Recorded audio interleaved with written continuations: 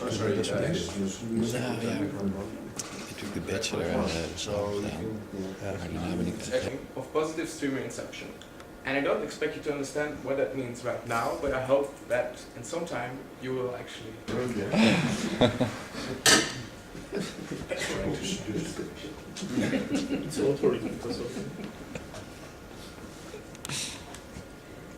Okay, so normally in a gas there's no free charge, there are no free electrons or ions or something like that. But sometimes there can be one. From that you can kind of create a collision rate, so how often a particle will collide in time.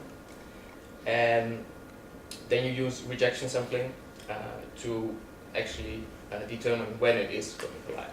So if you have a strong electric field and there is a free electron appearing, it can ionize a neutral molecule, there's another free electron. Well, both of them can accelerate again, and we can get an electron avalanche. Now, from these avalanches, different discharges can form.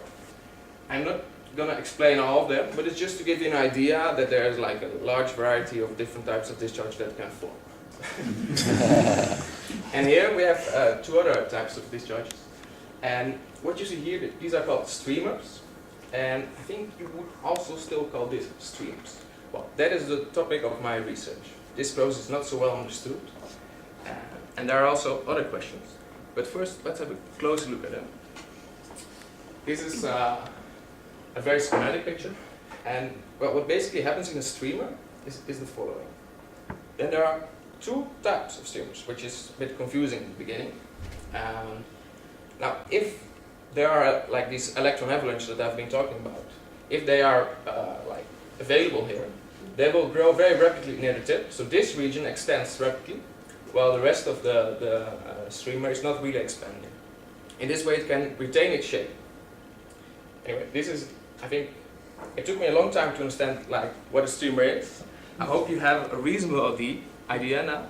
There's an electrode here at the top, a sharp electrode, and the bottom plate is grounded. And that is the main topic of my research actually, like to try to model the behavior from this step to this step in how these positive streamers start to form to try to understand their properties.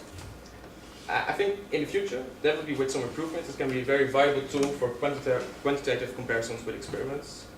And there's a lot of interesting work to be done. Well, thank you.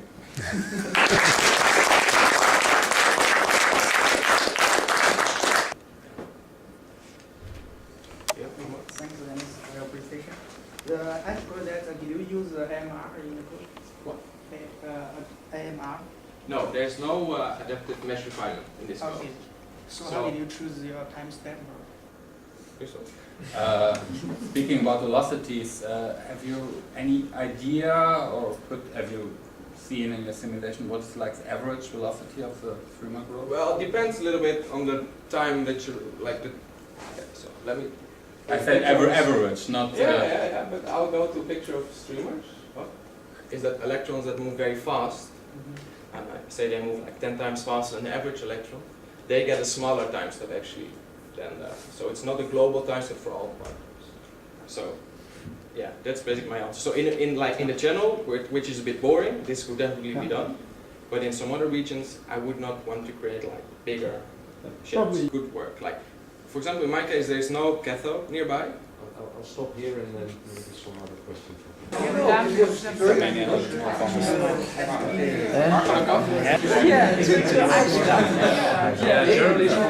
We've had some discussion as to what grade to give it precisely, and I'm happy to say that it's been a 9.5.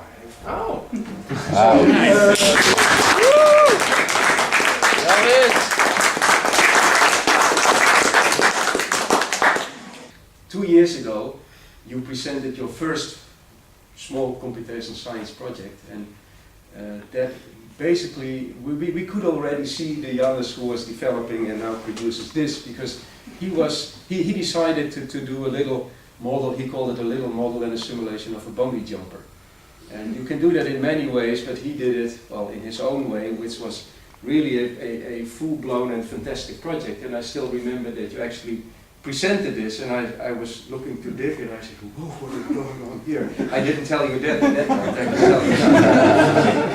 Because that was really fantastic. And those of you who are or going to be his colleagues, you know, do take a look at that, because that's basically Jannis in action. You know? I'm pretty sure that you will see much more of him. And well, I think looking at your master thesis, that's again, you know, it's full of ideas. It's I understand it has drastically improved the state of the art in this specific field. So I'm sure there is a bright scientific future for you. And well, I hope to see in 4 years from now a PhD thesis where your supervisor will say, "Wow, this was really great." Well, I'm sure this will happen. So congratulations and enjoy the day.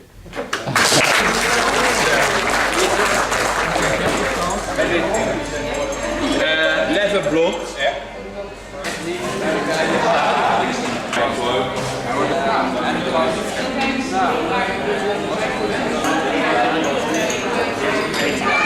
Van de een. Ja, Huh? Daar heb je toch ook 2 jaar heb je dat ruim 2 jaar gemaakt? Ja. Ja, en hard voor gewerkt. Ja, precies. Ja. Ooit zien.